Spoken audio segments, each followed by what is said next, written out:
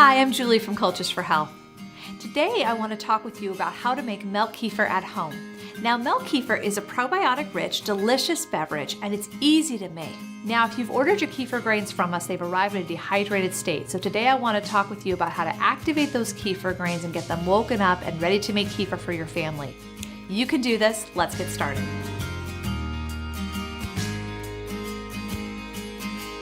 Kefir grains are living organisms and they require food in the form of milk.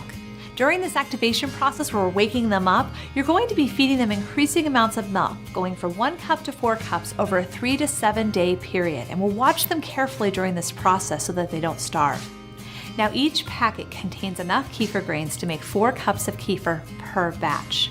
Kefir grains are very powerful. You don't need a lot for this process. Add the kefir grains to a glass jar and add 1 cup of pasteurized whole milk.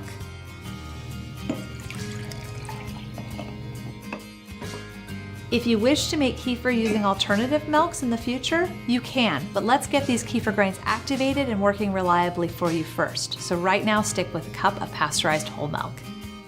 Now we want to cover the jar and keep any fruit flies and ants out.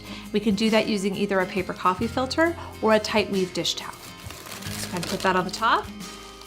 You want to secure this with either a tight rubber band or you can use the metal ring off your canning jars.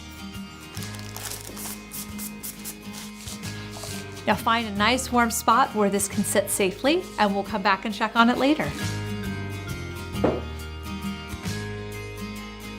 Now this jar has been culturing for 24 hours. I started checking it at 8 hours and have been checking it every few hours since. When we check on the kefir grains, we're looking for any slight change in the texture of the milk. And while we're there, might as well give it a little shake to agitate the grains and help them along. So in this case, this jar has been culturing for 24 hours and I'm not seeing any change in the texture of the milk. This is perfectly normal at this stage in the process. We're just gonna go ahead and feed the kefir grains. Just gonna pull that top off. Grab a clean jar. I'm going to strain the kefir grains into another jar. I like to use a plastic or nylon mesh strainer, something that's fairly tight weave. Pour the kefir grains through. And there they are.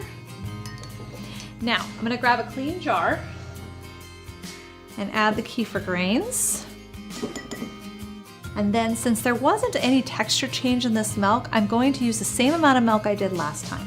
1 cup of whole pasteurized milk. And get this covered.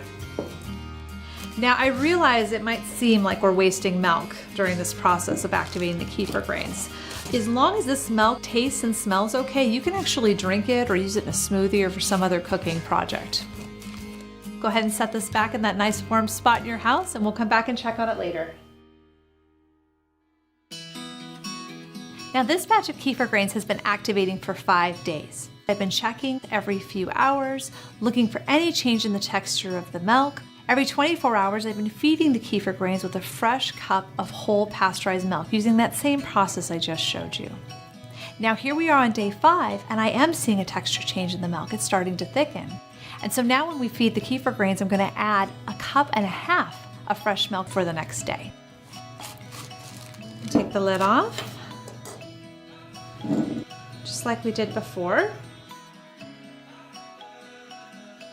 Using a spoon to help work the kefir through the strainer. This process may take a few minutes, but be patient and be gentle with those kefir grains. Okay, so now that we have removed our kefir grains, we're gonna grab a clean jar. Put the kefir grains in the jar. I'm gonna add 1.5 cups of fresh whole milk. I'm going to go ahead and cover this and put it back in that safe warm spot and we'll come back and check on it again later. Now moving forward, you'll want to keep the same idea. As soon as the milk thickens, move the kefir grains to fresh milk. With each batch, you can increase the amount of milk you use by 1/2 cup until you're culturing 4 full cups per batch.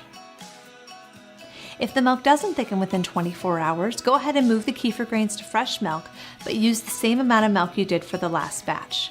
It's important to move them to fresh milk as soon as you notice the milk thickening. Otherwise, you risk overculturing, which can mean the milk separates into curds and whey, or the kefir has a grainy texture, and the flavor may not be what you hoped for. If this happens, it just means the kefir grains are hungry. Move them to fresh milk, and your next batch is likely to turn out fine. Now that your kefir grains are activated, you're ready to make milk kefir on a regular basis.